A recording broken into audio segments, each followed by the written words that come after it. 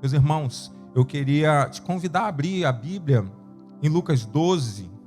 A gente tem falado sobre parábolas e hoje eu vou estar falando sobre mais uma. Então, eu escolhi o livro de Lucas. A gente tem pelo menos aqui umas 40 parábolas de Lucas no Evangelho. Algumas se repetem dentre os evangelhos de Mateus, Marcos e Lucas. Essa em especial só acontece aqui. Ela só é retratada por Lucas.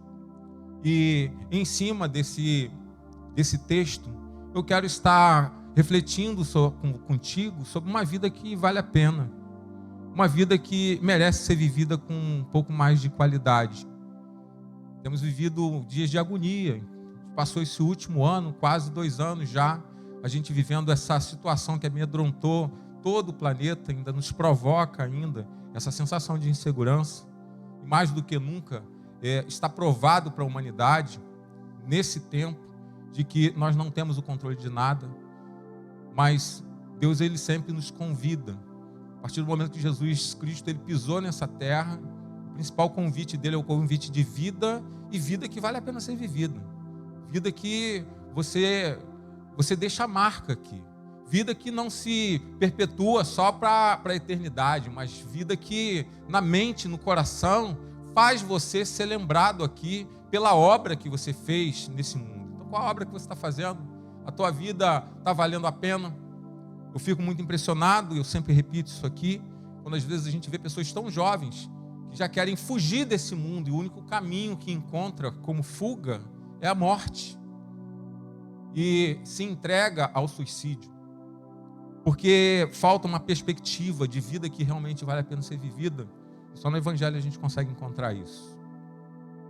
Então Jesus, ele vai estar, através de uma parábola, trazendo para a gente noções a respeito desse tema. Então a parábola, como eu já venho falando, esse domingo é o 4º que eu venho falando sobre parábola, é um tipo de linguagem figurada, em que nós fazemos, ou Jesus, ele fazia comparações de uma situação com uma realidade que era vivida naquele momento, ou uma realidade retratada por algum personagem histórico que debatia com Jesus.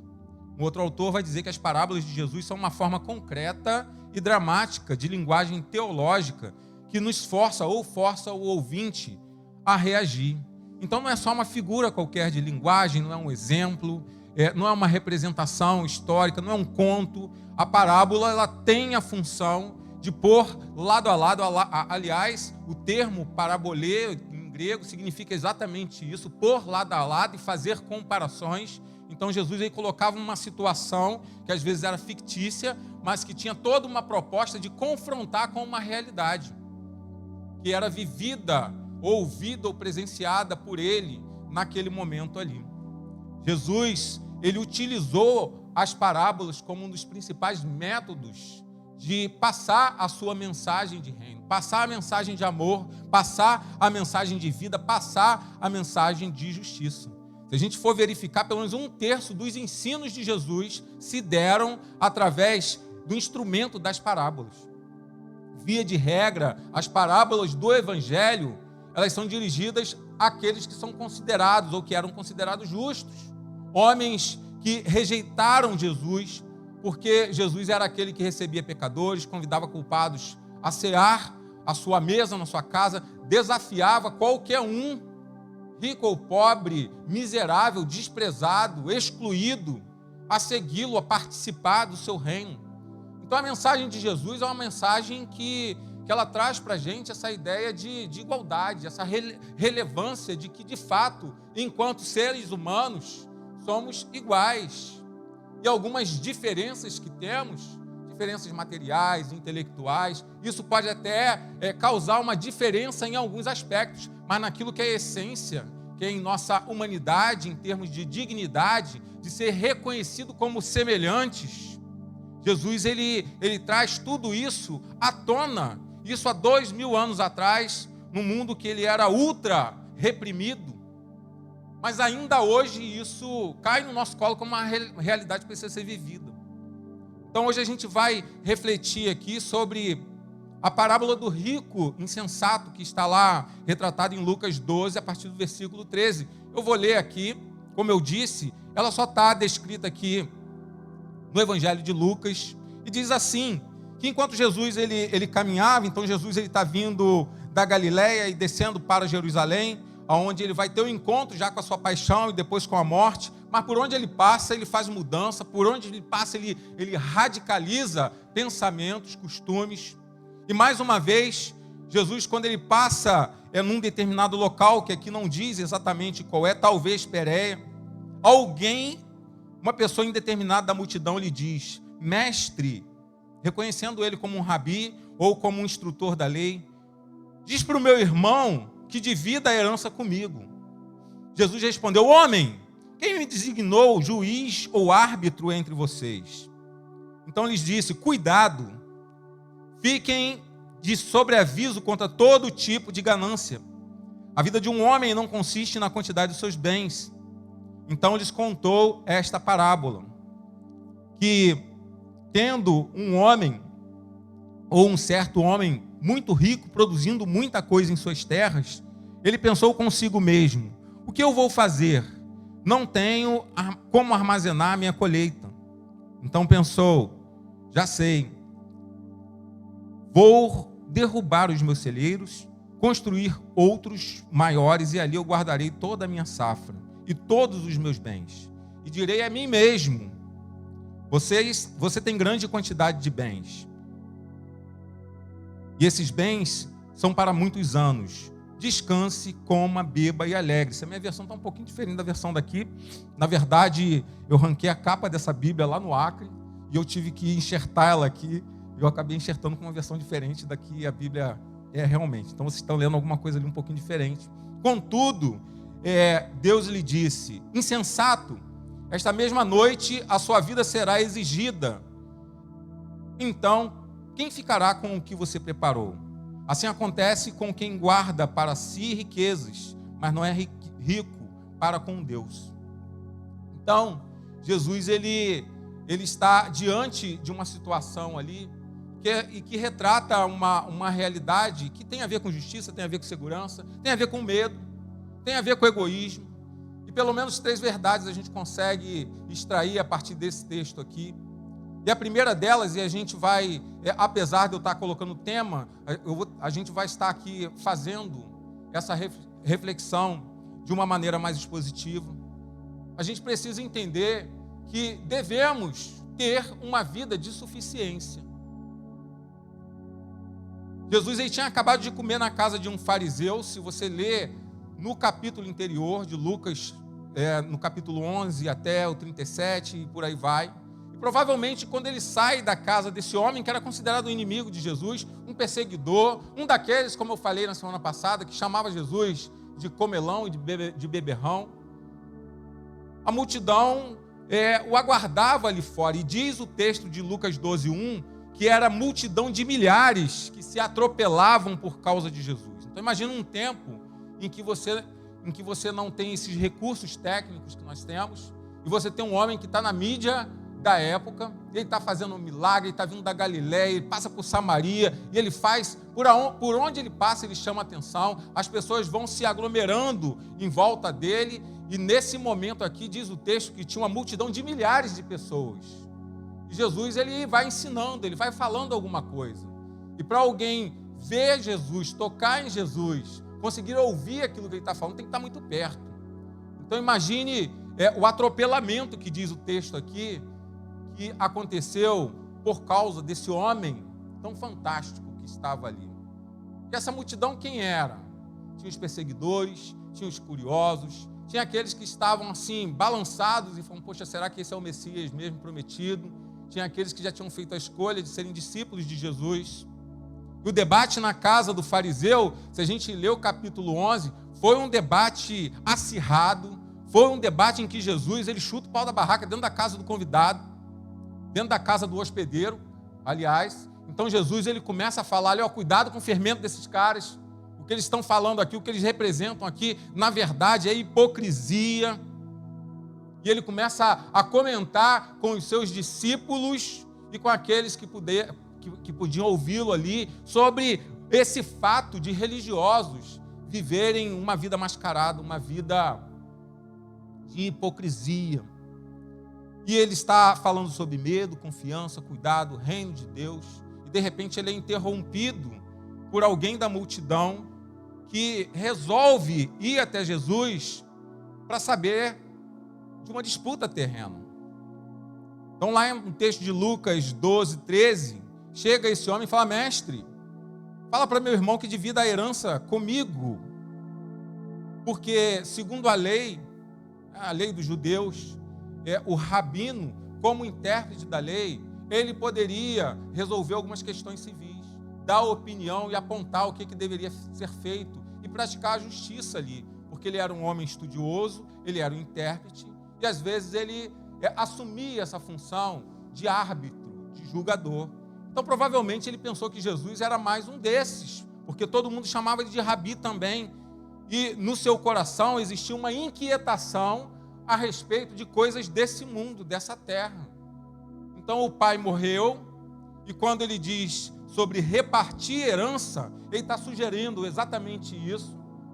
O meu pai morreu, e eu quero que o meu irmão divida a herança comigo. Se ele está falando para o irmão dividir, então esse irmão deve ser o irmão mais velho, porque é o irmão mais velho que detinha a posse dos bens naquela ocasião ali. E esse aqui, o mais novo, ele se vê num direito legítimo, supondo que a justiça está a seu favor. A lei está escrita, ele precisa dividir a herança, e ele não quer dividir, ele é o irmão mais velho, meu pai morreu, e eu preciso desse dinheiro, ou quero esse dinheiro, ou já tenho bens, eu quero acumular mais bens. O texto não descreve, mas a gente vai ver na caminhada do texto que a intenção é mais ou menos essa, ele está querendo receber um pouco mais daquilo que é direito. Só que tem um detalhe, que eu já falei já nos outros domingos, que Jesus ele é o mestre da invertida. Jesus, toda vez que alguém chega cheio de certeza, cheio de absoluto, cheio de posicionamentos diante dele, ele redireciona esse foco. Mas ele redireciona esse foco não para a situação em si, mas na maioria das vezes para a própria pessoa. Como quem diz: tudo bem, eu estou entendendo, já entendi o teu caso, mas deixa eu falar um pouquinho sobre as intenções do seu coração, que eu estou sentindo alguma coisa aqui diferente. E aí que o negócio começa a pegar para esse rapaz. Em primeiro lugar, diz lá o versículo 14: homem. Jesus, quando ele usa esse termo homem, aqui é uma chamada de atenção. Então ele não está se dirigindo para se referir a um pronome de tratamento comum, mas ele está chamando a atenção aqui, porque a forma como isso é colocado no texto, entre os judeus, seria: homem, ou qual é, rapaz? Você está pensando que eu sou juiz ou árbitro entre vocês? O assunto aqui até pode ser legítimo, você pode até ter razão, talvez Jesus pudesse ter pensado, mas eu não estou aqui para resolver disputas materiais. Eu não vim para poder resolver questões que são questões humanas, e que a lei está aí, que está escrito, que existe um outro recurso. Mas esse rabi aqui é um rabi diferente dos outros que você conhece. Eu estou pregando o reino, eu estou pregando o amor, eu estou pregando transformação. Eu não estou pregando intrigas familiares por interesses materiais. É interessante já aqui, porque às vezes a gente ora para que Deus possa tirar alguma coisa de alguém, e às vezes é alguém que faz parte da nossa família, para poder, porque nos achamos legitimados a receber aquilo. A gente ocupa às vezes Deus e Cristo demais com coisas que a gente pode resolver no amor, com coisas que a gente pode resolver no âmbito do razoável, com coisas que você pode resolver na conversa de quem é crente. Mas não precisa orar, às vezes, para o outro crente, que pode ser teu esposo, teu irmão, teu amigo, teu irmão em Cristo. E às vezes você precisa levar esse litígio aos tribunais para resolver aquilo que no amor já deveria estar resolvido, ou no razoável já deveria estar resolvido, no bom senso já deveria estar resolvido. Naquele momento ali, em absoluto, Jesus até poderia dar uma opinião, mas ele não queria, porque não era o propósito dele se meter em conversa, principalmente que dizem respeito a bens e valores. Quem tem família, Quem tem os pais já falecidos e que os pais deixou alguma vaquinha lá com leite, sabe que trabalho que estudar depois. Vai dizer com quem vai ficar ou quem vai tirar mais leite que o outro dessa vaquinha. Enquanto o papai está vivo, está tudo bem.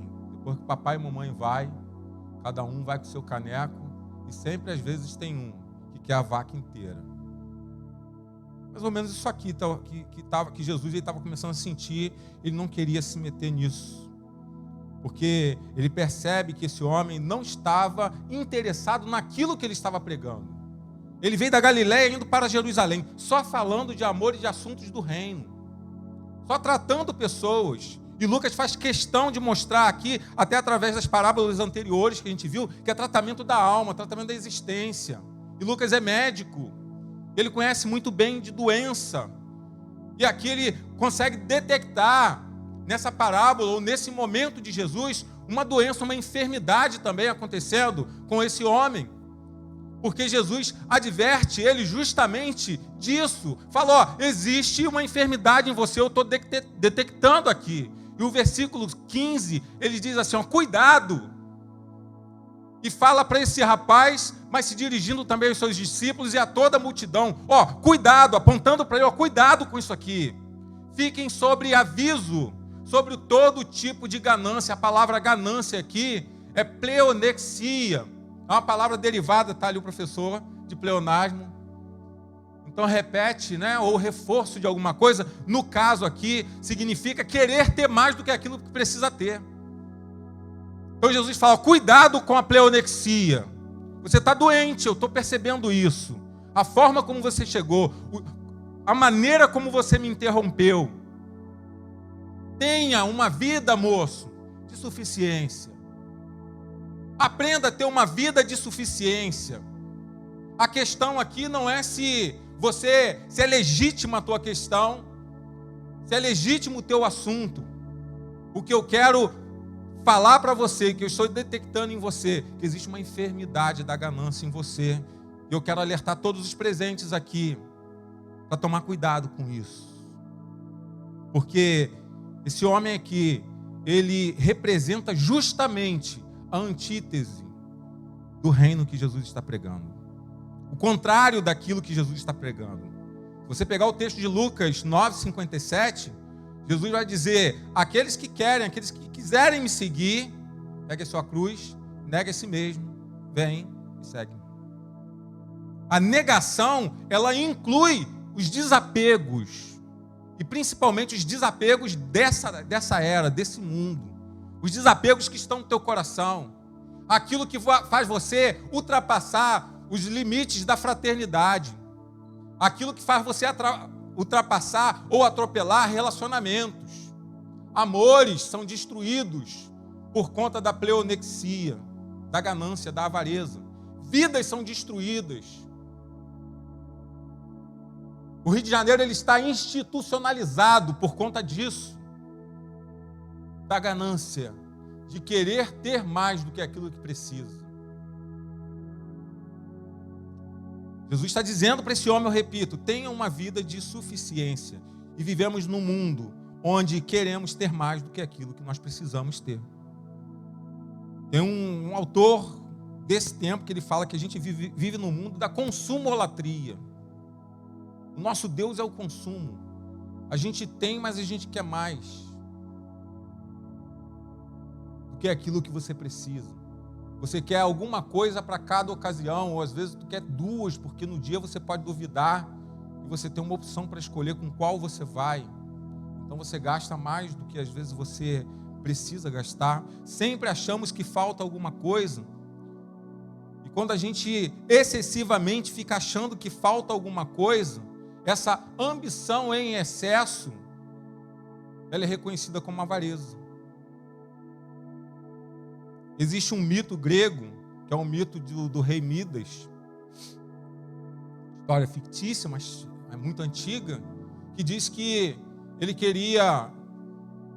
pede um desejo a um divino chamado Baco, e o desejo é concedido, e ele fala, eu quero que tudo que eu toque se transforme em ouro. Baco era um rei, era um divino muito assim, perspicaz, né? Muito malicioso. Ele falou, já vou dar para ele esse desejo aí, mas eu sei o que vai acontecer. Tá bom, vai lá, tudo que você tocar vai se transformar em ouro. Ele já sai dali todo feliz e toca num galho, o galho se transforma em ouro. Ele falou, pronto, agora eu sou rico, vou ficar mais rico ainda. E vai para casa assim, e tudo que ele vai tocando vai se transformando em ouro. Ele chega em casa e dá uma festa, e ele pede vinho, ele pede comida, e quando ele vai beber o vinho, ele se transforma em ouro, quando ele vai comer, se transforma em ouro. A filha dele pergunta para ele o que está acontecendo, a filha se transforma em ouro também. Ele fala, aquilo que para mim era algo que era o meu objetivo, se transformou numa desgraça. Porque o desejo dele era o desejo da ganância. Ele queria ter mais do que aquilo que ele precisava ter. Esse desejo excessivo em possuir bens, porque para o avarento, o ter muito é sempre pouco, porque ele sempre quer ter mais. Porque na avareza, as nossas posses nos controlam. Alguém aqui deve conhecer a história do vovozinho, que coloca aqui dinheiro debaixo do colchão. Tinha um vizinho lá de casa que, depois de muito tempo, eu lembro que eu estava na faculdade na época, ele falou, que eu tenho um dinheiro aqui guardado há muito tempo, você podia contar para mim? Eu falo, posso. Ele leva lá para casa da minha mãe, o seu Jorge, nota de 5.000 cruzeiro, que há muito tempo, há décadas, não valia mais nada, um saco cheio. Isso aqui não vale mais nada, mas por que o senhor não gastou? Não, eu queria guardar isso aí, para quando eu precisar, eu não ter falta. Eu falei, pois é, você guardou um saco furado, porque continua não tendo nada, porque isso não vale mais nada. Mas talvez esse desejo, e durante essa vida ou esse tempo, muitas necessidades devem ter surgido, mas por conta da avareza, ele não quis fazer. Tem gente que faz questão de pingo d'água. Eu conheço história de gente que, poxa, eu fico traumatizado de abrir uma geladeira na casa. Eu só abro geladeira na casa de quem eu tenho muita intimidade. Então essa pessoa é do meu círculo de muita intimidade. Não é na minha casa. Eu abro e fecho logo, porque eu sei que a pessoa pulsa, porque ela acha que está perdendo dinheiro quando uma geladeira fica muito tempo aberta, porque a luz está indo embora. Eu conheço gente que trabalhou a vida toda, muito trabalhador, e construiu muitas coisas, teve muitos bens. Um tio nosso, uma vez ele chega lá em casa, vou comprar o meu primeiro carro zero. Eu falei, pô, que legal, tio, o senhor merece isso. Ele comprou um carro zero, ele podia ter um carro zero muito melhor para ir passear com a esposa. Comprou um carro menor, tipo um Ford Ka, uma família gigante. Eu falei, tem ar-condicionado, tio? Não, porque eu não quero gastar mais gasolina. Infelizmente, esse tio hoje está já há 4 anos, vegetando numa cama. Não é castigo, mas são circunstâncias da vida. Ele poderia ter usado esse dinheiro, que agora está acumulado, e que nada do que ele tem restaura de novo a saúde dele. Mas porque o que controlava ele não era as situações de grande importância, que realmente vale a pena você focar, você direcionar, mas a avareza, talvez a ganância. Isso foi é um tema tão importante para Deus, um tema tão importante para Jesus, que o 9º mandamento, ele fala justamente sobre a cobiça, de você não cobiçar, e é estendido aí o âmbito da cobiça. O Talmud, que é um livro, uma coletânea de pensamentos de rabinos, ele diz que a ganância ou a avareza é um impulso maligno. E a gente vive um tempo em que temos servido mais a Mamon do que a Deus. E Mamon era uma palavra hebraica para designar dinheiro e só. Mas no curso da história, ela foi tão tratada como uma ganância excessiva, ou esse nome sendo tão introduzido dentro de situações em que a ganância aparecia, que começou a crescer uma ideia de que Mamon, na verdade, é uma entidade maligna. E hoje a gente reconhece como sendo de fato. Então é um termo que, traduzido, significaria dinheiro, mas que hoje, dentro do nosso contexto histórico, a gente já trata já como algo maligno. E Jesus, quando ele fala isso, lá em Mateus 6,24, ele vai dizer, não podemos servir Deus e a Mamon.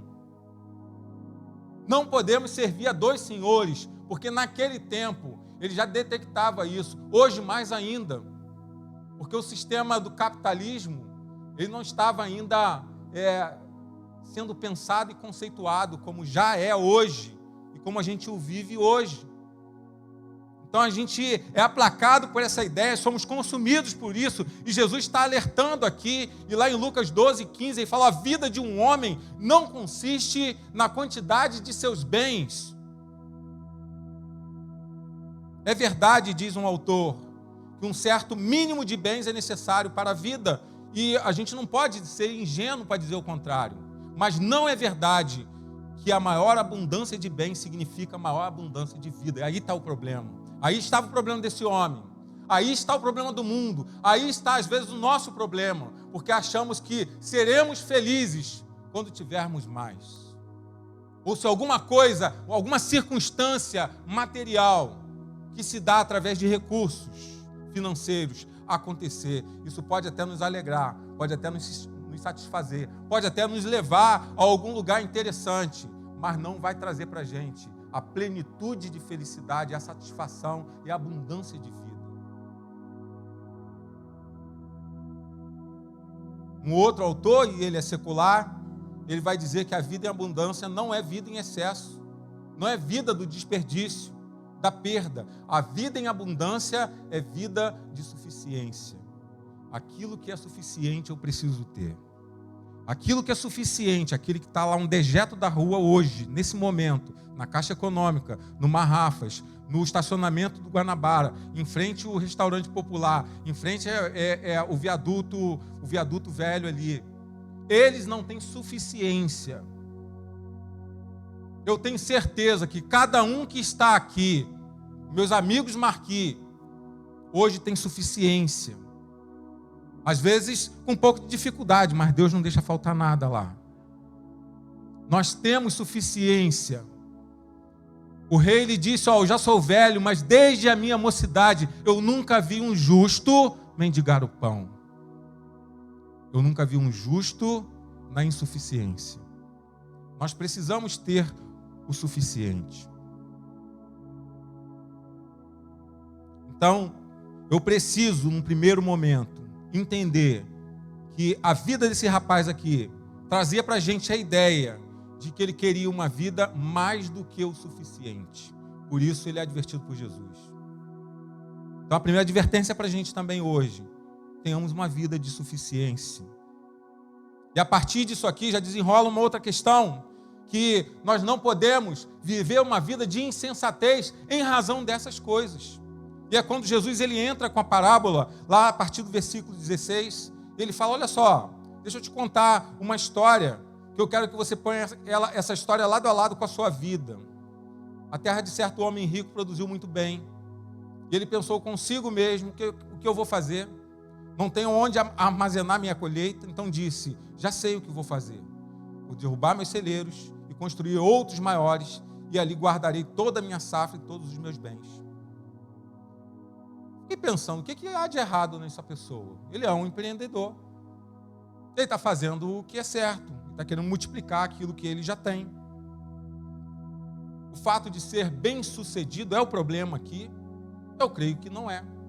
E, aliás, em nenhum lugar da Bíblia a gente vai ver o sucesso, a prosperidade, a riqueza sendo condenada. Porque se fosse assim, Deus repreenderia Abraão. E foi o contrário. Ele falou: você vai ser abençoado. Você vai ser rico. Teu nome vai ser lembrado também pela prosperidade, pela riqueza. Foi assim com Salomão. Não se contava a riqueza de Salomão. Jó era um homem muito rico. E ele perde tudo. Passa o que passou, depois ele renova, ele tem um dobro da sua riqueza, é o que diz o texto. José de Arimateia, aquele que comprou o corpo de Jesus.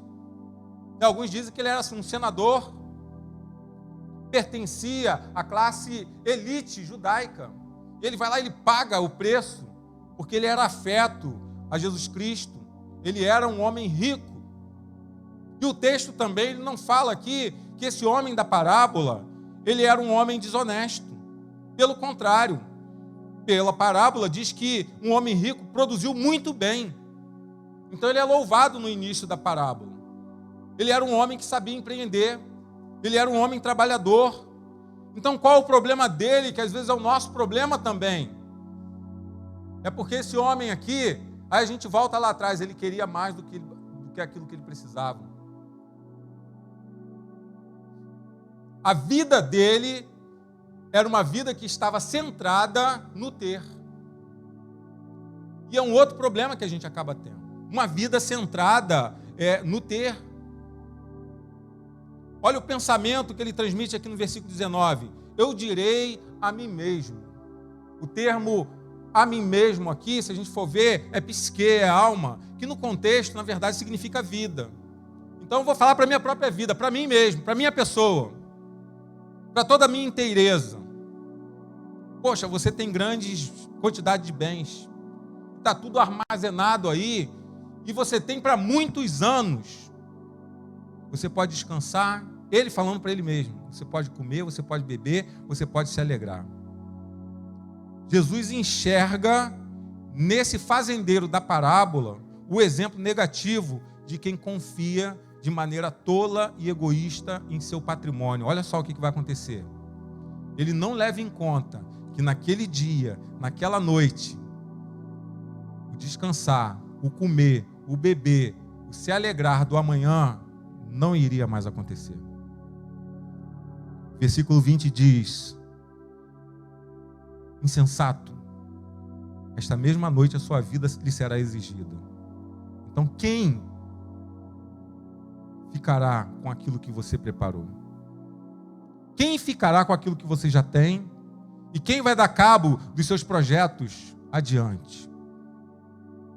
Deus chama esse homem aqui de insensato. E a palavra aqui é uma palavra dura, porque Deus está falando: você não entende nada sobre vida, você não se conhece, você precisa de fato de um tratamento, porque a pleonexia tomou conta da tua vida, a avareza tomou conta da tua vida, você não consegue enxergar nada além disso. A tua pessoa está em vida, está se desintegrando, e essa noite a sua alma ou a sua vida será requerida, e você está fazendo perspectiva para aquilo que não existe mais perspectiva. Insensato, a palavra aqui significa exatamente isso. Uma pessoa que não tem perspectiva e vive naquilo que é pueril. Faz projetos que são projetos que você não sabe se vão dar certo, se vão acontecer ou não, por conta de você não ter a certeza de que amanhã você vai estar aqui. Ele não avalia aqui a questão da causa e de efeito. Algumas versões vão chamar esse homem aqui de louco. Então esse homem, ele é um nécio. Esse homem não consegue raciocinar. E ele é advertido com isso. E ele conquista tudo aquilo que ele deseja. Mas agora ele precisa de um auditório para compartilhar tudo aquilo que ele conquistou. E quando ele diz assim: quem ficará, quando Deus diz para ele, quem ficará com aquilo que você preparou? E se a gente lembrar daquilo que ele disse antes, eu pensei comigo mesmo, ou na minha alma, porque os judeus, eles geralmente tinham o hábito de compartilhar suas ideias com outros, eles ficavam ali remoendo as ideias, o que eu vou fazer, os meus planos e tal. Agora esse aqui não, ele é diferenciado. Tem alguns comentaristas que chegam a dizer que ele se apresenta como um homem solitário. Então tudo que ele faz, ele pensa só consigo mesmo. Então é uma vida muito centrada nele, talvez porque ele não tem ninguém para compartilhar, ou porque talvez ele desconfia de todo mundo, ou esse homem é um homem de fato egoísta. Então qualquer uma dessas opções vai demonstrar que ele tem uma situação aqui problemática. E Deus vê nele uma pessoa insensata, ou uma pessoa sem perspectiva por conta disso. E ele ainda está pensando em coisas a serem conquistadas para o amanhã. E ele precisa de um auditório para poder compartilhar essa conquista, mas aonde está? Talvez aqui seria a pergunta: sua família, o seu filho, seus amigos. Talvez uma realidade muito triste que ele está vivendo. Direi a minha alma, eu falo comigo mesmo, não consigo compartilhar isso com ninguém. Uma das melhores coisas do mundo é você se esforçar, é você estudar, é você trabalhar, é você conquistar. E você chegar na tua casa e você compartilhar isso com a tua esposa. Olha só, o resultado desse esforço que você acompanhou comigo. Vamos comemorar isso, né? Vamos compartilhar essa felicidade. Quanta coisa que a gente já passou, da abobrinha, a coisa boa que a gente já comeu, a gente tem compartilhado tudo. É bom isso. Isso alegra a nossa alma. Agora esse homem aqui não. Ele fala, eu tenho que dizer para a minha alma. Eu vou descansar, eu vou beber, eu vou comer, eu vou me alegrar. Mas com quem? Com a sua alma. O seu único auditório é a sua própria alma. Só que tem um detalhe. Essa alma aqui, que é o Nefesh lá do Antigo Testamento, que é a vida, vai ser tomada. Então ele não tem mais com quem compartilhar todas as suas conquistas. Tem gente que quer conquistar e só quer conquistar e não quer compartilhar. Às vezes nem com as pessoas mais próximas. E às vezes as pessoas mais próximas querem participar daquilo que foi adquirido ou daquilo que foi conquistado. E é detida, é retida com isso aí. E às vezes isso está dentro de um relacionamento. Famílias se destroem porque um ou outro diz o que é teu é meu. E o que é meu também, só meu.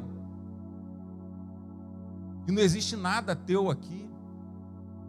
Tudo que construímos sozinhos. Ou eu construí sozinho, e você entrou na minha vida sem nada, e agora você quer sair com a metade de tudo? Vem comigo aí para os tribunais, nas decisões das varas de família, que você vai ouvir isso o tempo todo. Às vezes você vê uma mulher chorando, você vê um homem fazendo questão de garfo e faca. Não, mas tem os talheres, com quem vai ficar? E a juíza diz, o senhor não tem um pouco de vergonha de falar isso, não? Pessoas que perdem coisas importantes, relacionamentos, amor, afeto, porque o bem se sobrepõe a isso. Então, esse herdeiro afobado que chega até Jesus aqui, ele toma logo essa de Jesus, que seria mais ou menos isso. Enquanto você está discutindo aí o juízo dos bens entre você e o teu irmão, eu quero que você entenda a urgência do juízo da sua alma, da sua vida, do que está acontecendo com você. Você está igualzinho esse homem louco, insensato aqui. Você está possuído pela ganância, por mamon. Enquanto eu prego o reino, a vida, a solidariedade, a generosidade, a abundância de vida que vem dentro da paz, da shalom, você está preocupado com coisas externas a serem adquiridas e divididas. Você nunca vai entender nada sobre o reino.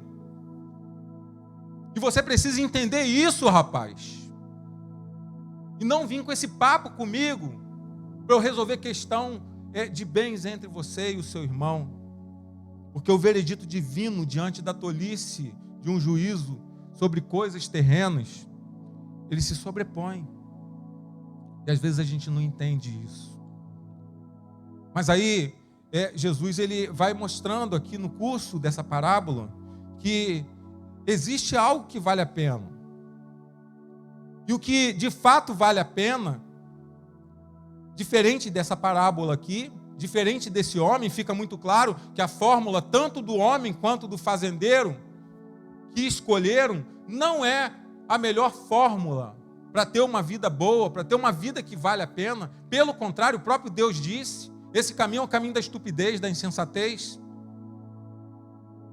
Uma vida que você planejou sozinho, uma vida que você construiu sozinho, uma vida que você só compartilha com a sua própria alma, uma vida que você descansa sozinho, uma vida que você festeja, come, bebe sozinho, e tem um monte de gente, e talvez alguém me ouvindo aqui essa noite, que quer conquistar, que quer fazer e que quer brigar por causa de coisas e está sozinho, absolutamente sozinho, e às vezes morre também sozinho, porque não tem ninguém para que possa segurar a alça do caixão. Pessoas assim dentro do círculo judaico, quando tinha recursos, alguém pagava as carpideiras. Pessoas qualquer, para que chorasse para aquele morto. Para ele não ser tão desonrado, porque é uma desonra para o judeu, um enterro que não tem um funeral honrado e digno. Jesus ele resume a lição dessa parábola aqui para a gente finalizar lá no versículo 21. Ele vai falar, ó, é assim que acontece com todos aqueles que guardam para si riquezas. Pensa que tem tudo, mas na verdade está absolutamente só. Não consegue confiar nem em amizade às vezes, porque a amizade ela tem uma razão, usufruir daquilo que você tem, enquanto você tem.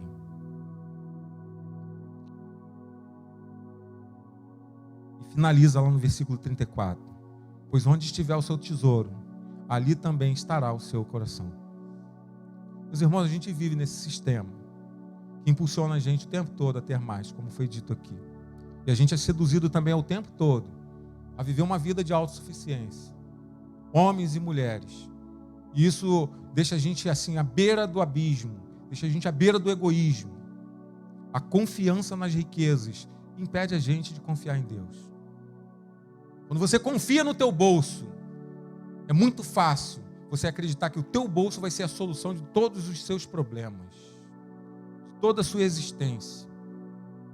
E quando isso acontece, as posses se tornam uma barreira fatal para a tua vida. A vida que vale a pena é aquela que ajunta tesouros inextinguíveis. Quais são? A justiça de Deus. No pensamento dos judeus, um homem justo era um homem que, por exemplo, ele distribuía parte dos seus bens com os pobres, com os órfãos e com as viúvas. Temos sido assim quando pensamos em justiça? Nós, sendo de justiça, às vezes, falamos, eu sou um homem justo, eu sou um homem honesto, é o que a gente fala. Mas a nossa honestidade, às vezes, ela tá assim, enquadrada num sistema muito mais moral do que, de fato, numa honestidade um com o outro. Então, para você ser honesto, é teu nome no IP Serasa, você paga suas contas em dia. Maltratar tua esposa e teus filhos em casa não é ser honesto, não é ser digno, não é ser honrado. Então, o homem honrado é um homem que paga a conta. Bater na mulher é um detalhe, maltratar os seus, ser ganancioso, avarento, não compartilhar tudo aquilo que ele tem com pessoas que não têm nada. Isso para ele não é honra, ele não leva em conta, porque ele está enquadrado num sistema moral em que diz para você que para você vale aquilo que você tem no bolso. Então, se você tem alguma coisa no bolso, você vale alguma coisa. Você vai a um banco, eu já falei isso aqui algumas vezes, você precisa provar para o gerente que você tem dinheiro e recurso para conseguir o empréstimo. Eu não entendo essa lógica, mas é a lógica do capitalismo, do consumo. Porque se você falar que não tem como pagar, ele não vai te emprestar. Então olha que situação. Você só vai valer para ele e chamam isso de relacionamento. Deixa eu ver qual é o teu relacionamento comigo. Aí tu fala, meu relacionamento é bom, eu amo esse banco aqui. Esse banco está estampado ali, um deles, não sei qual é, mas fala, em que eu posso te ajudar hoje? Aí tu fala, preciso de dinheiro. Ele fala, me passa o teu CPF, você é reconhecido pelo teu CPF, pelo número da conta, não como pessoa. E é assim que você é tratado. E não essa justiça de Deus, que é uma justiça em que o repartir, a divisão, na verdade provoca a multiplicação. Em que o milagre do pão, ele alcança uma multidão faminta. Mas tem gente que tem muito pão e não quer dividir muito com pouco, com aquele que não tem nada ou que tem muito pouco. E às vezes você encontra aquele que realmente é um justo em Deus, que ele tem meio só, e ele fala, você quer comer um pedaço do meu? Toma, eu divido contigo. Isso é justiça de Deus. Então é isso que o tempo todo Deus está tentando encontrar no coração daqueles com quem ele se depara a partir do seu tempo aqui, como esse homem, e hoje também no nosso tempo. Tesouro inextinguível é você colocar no teu coração o maior projeto de Deus, que é o projeto de amor. Então, você é aquilo que você tem guardado no teu coração. As pessoas têm falado de amor, mas não é esse amor de Deus. Não é o amor do recuar, não é o amor de doação. Não é o amor que ama tanto, que ele dá aquilo que ele mais ama também, por tua causa, que é o seu filho. É o amor que fala, isso me incomoda muito, mas eu vou fazer porque eu vejo que nesse momento você precisa disso mais do que eu, ou que isso vai alegrar a tua vida, isso vai fazer você se sentir melhor, ainda que eu não queira. Um gato, por exemplo. 2 gatos já. O amor de 1 Coríntios 13, que é um amor que não é só barulho, não é um amor que é sino, que você só ouve só na teoria, na boca, nas frases, no Facebook, no cartão virtual, mas é um amor que é exercitado na sua atitude dia a dia, porque esse amor, disse o apóstolo Paulo em forma de poesia, é um amor que não guarda os seus próprios interesses. Isso é um tesouro que está no seu coração. Ou o tesouro que Deus quer que você coloque no teu coração, e por aí vai. O apóstolo Paulo, ele vai olhar para Cristo e depois ele vai acrescentar, porque o reino de Deus é alegria, paz, felicidade no Espírito Santo. Isso é tesouro que a gente precisa guardar no nosso coração. Quer viver uma vida que vale a pena ser vivida? Faz isso.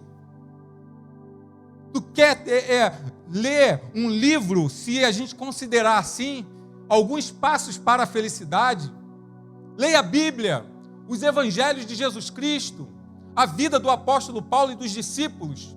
Você vai ver o que é viver da forma como eles viveram, e eles glorificarem, que é algo que está muito mais além do que a felicidade, um estado de glorificação, de exaltação. Eu me regozijo no Senhor. Mais uma vez eu digo, é uma alegria múltipla, é uma sensação múltipla de felicidade que o apóstolo Paulo tem, porque em detrimento de tudo que ele vivia nesse mundo estético, no coração dele, ele guardava a justiça de Deus, amor, paz, alegria, felicidade no Espírito Santo, vida que vale a pena e que merece valer a pena. Tua vida merece valer a pena. Você não é obra do acaso, ninguém jogou dado e fez você aparecer.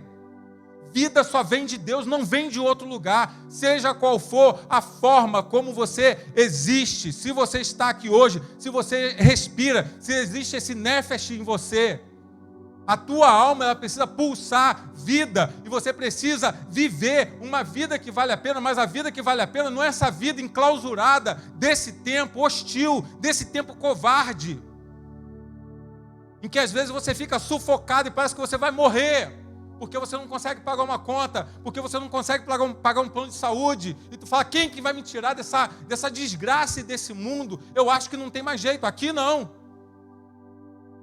O sistema já foi estabelecido, e o nome do sistema é consumo. A palavra já é autodidática, é para consumir. Pega, acaba, faz, acaba, tem mais, acaba, até acabar com você mesmo.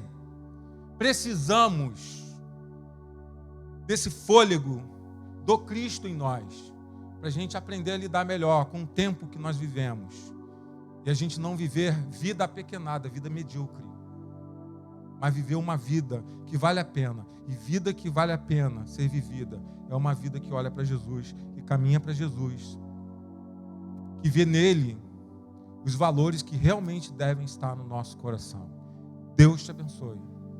Deus abençoe vocês, meus irmãos que estão em casa. Essa palavra ela possa assim reverberar, possa ter eco no teu coração. Você possa de fato refletir sobre isso, para você diminuir um pouco. Não aqui os teus projetos vão estar caminhando, mas tu não colocar eles como a prioridade da sua vida, mas como algo que vem depois de Deus, depois do comando de Deus. Feche seus olhos, deixa eu orar por você.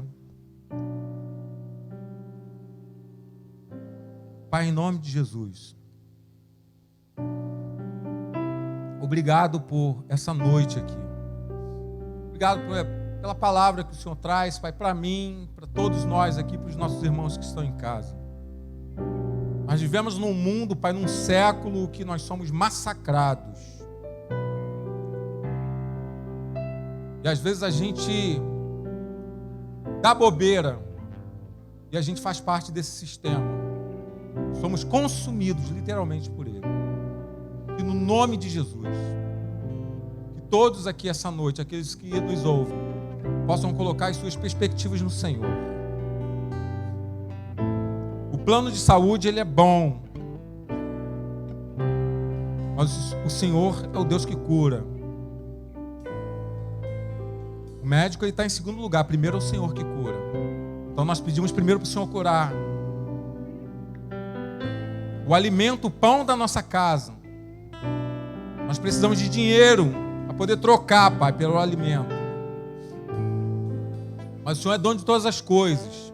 O fruto que sai da terra, a matéria, Pai, que forma cada cozinha, cada mercado. E o Senhor disse que o justo ele não mendiga o pão. Então é a confiança do alimento que deve estar na nossa mesa.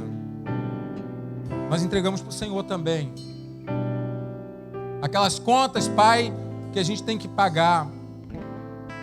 Coisas urgentes, talvez, que a gente não consegue enxergar nenhuma solução. Nós entregamos ao Senhor. O Senhor é controlador, Pai, de tudo em nossa vida. E hoje a gente está falando especificamente aqui sobre perspectivas terrenas e sobre perspectiva do céu. E nós queremos colocar em primeiro lugar o reino de Deus e sua justiça para ser operado na nossa vida.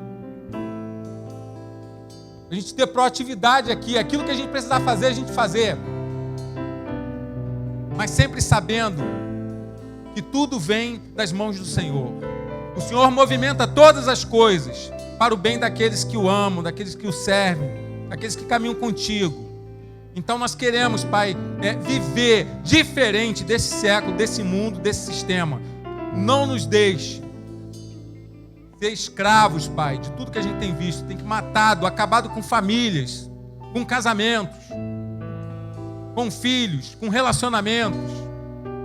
Iniquidade no mundo, às vezes por conta de notas, de centavos. Que no nome de Jesus, que a gente possa, na Tua palavra, Pai, encontrar libertação para essas coisas.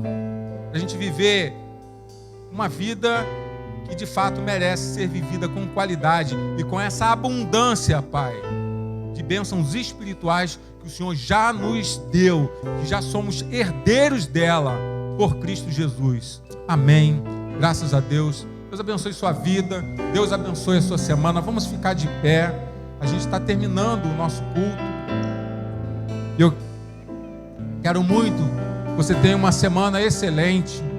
Que o amor de Deus, que a graça de Jesus Cristo, que a companhia do Espírito Santo de Deus possa estar contigo a cada dia, em nome de Jesus. Amém. Graças a Deus.